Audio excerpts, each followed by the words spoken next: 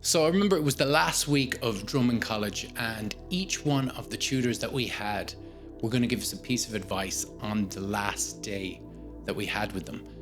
And I don't remember any of the teacher's advice bar one, and that was the sight reading teacher. And I look back at that advice now as not the best advice I ever got, but definitely the most honest piece of advice I've ever heard from anybody.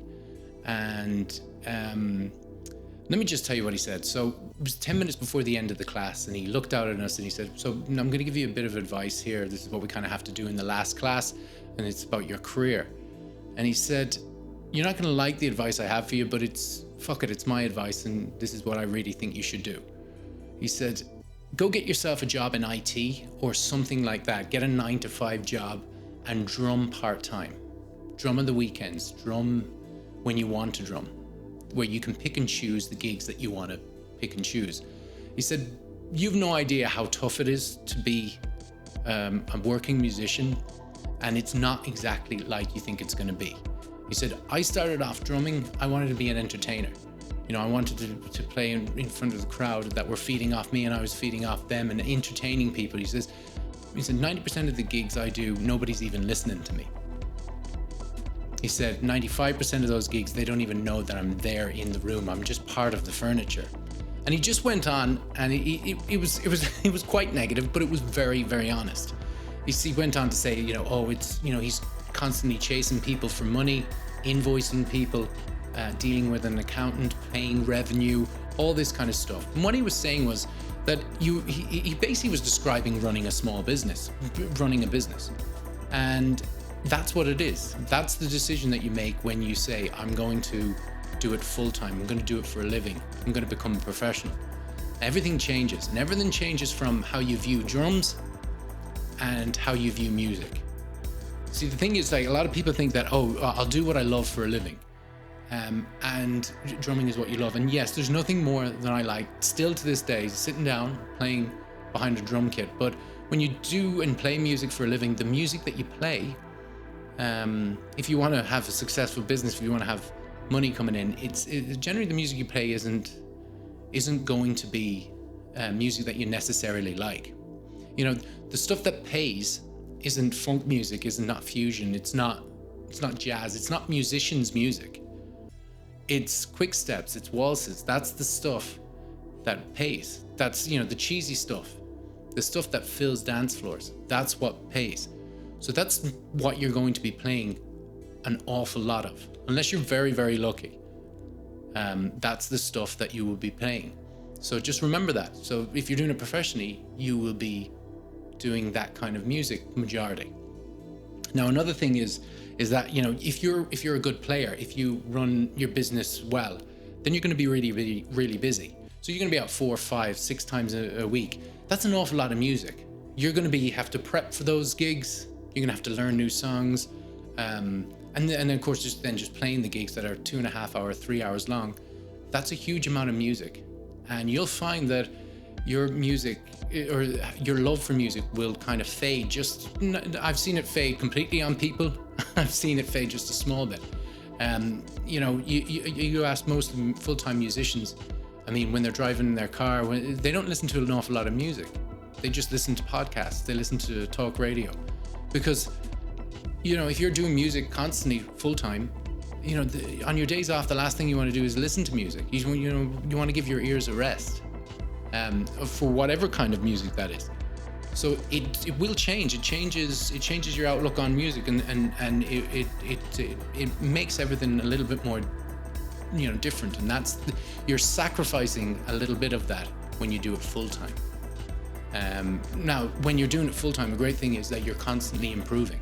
That's really, really good. So if you're out again like that 4, 5, 6 nights a week, what you're learning on the bandstand is more than you can learn in any college, more than you can learn in the practice room at home, because you've got honest feedback straight away there. You're going to be playing with people that are better than you when you do it full time. So they're going to say, hey, you're going too fast, or pull it back, or get more in the pocket. And these are things that are really beneficial to being full-time drummer. meeting new people and all that kind of stuff. But just remember as well that you're not picking those gigs. So if you want to, for instance, if you want to play, you want to improve in your jazz, it's like, okay, well, I'm going to take a few jazz gigs, and it's like, okay, that's great. So you get offered a gig for, say, a Friday night, and you get a jazz gig in. But then somebody comes along and says, hey, here's a wedding, here's a corporate do. The jazz gig is going to give you 50 euros, and the corporate is going to give you 350, 400 euros. That's the difference. So if you're doing it full time, you have to, you're going to have to get where the money is. So you're going to have to pay, you're going to have to play the gig that's paying you more money. But if you're playing it part time, you can pick and choose. You can go, well, you know what, I don't really need the money because I've got my 9 to 5 coming in, and that's paying X, Y, and Z. And so I'll just take the gig from the jazz because, it's something that I want to do, and I want to improve in my jazz. When you're playing full time, you don't really have that luxury. So that's something that you're going to have to kind of look at about one of the things that I love about being a full-time musician, or doing it for a living, is that, you get to buy as much gear as you want, really, and then take it off as a tax write-off. So that means, basically what that means is that when you buy a piece of gear, that you add that to your expenses, and it basically will lower your the amount of tax that you pay. So that's really, really cool. So you no longer have to keep bad gear. You can spend a lot of money on expensive snare drums every couple of years, get a new drum kit, new expensive cymbals. It's not so much, for me, this is how I found it, it's not so much of I shouldn't be spending this kind of money on drum stuff. This is stuff that you have to pay money on because you do it for a living, and it's, you want to be professional and you want the best gear, and this is why people hire you. But the bad side of that as well is, if with all that comes, you're gonna have to keep receipts, you have to keep your own accounts, you have to pay accountants, you have to deal with revenue. Part-time, you don't really have to deal with that. So the thing is if you want to become, if you want to be professional, or if you want to do that for a living, if that's the area that you want to go down, you want to pursue, you need to scratch the itch, and you need to go and see what it's really like. But that piece of advice that I gave at the beginning from the sight reading teacher, it's definitely the best and honest piece of advice. Well, maybe not best, because it is subjective, but it certainly is honest and is very truthful.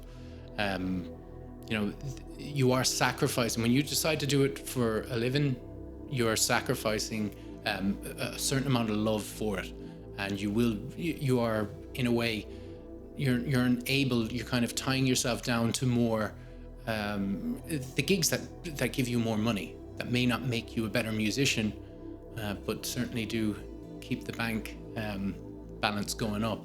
And that's the thing. You run a business, and that's how everything changes. So should you do it full-time, should you do it part-time, take that bit of advice in this video and see what you think, and form your own views. It's really, really class, but you do, like I said, you are making that sacrifice.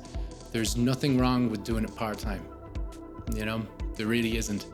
You have your 9 to 5 there, covering bills, and then you can pick and choose what you want to do.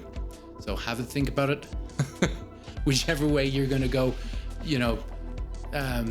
if it's a burning desire, do it. And you're going to find out, really, really fast that it's a lot more difficult, and it's a lot more complicated than you originally thought it was.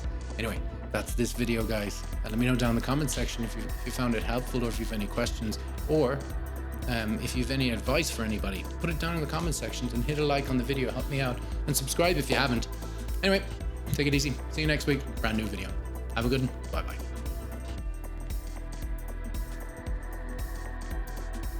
Guys, hit me up on Instagram, Facebook, and Twitter. And if you like what you're seeing here today, you can see a lot more videos. Just click on any of them here on the screen.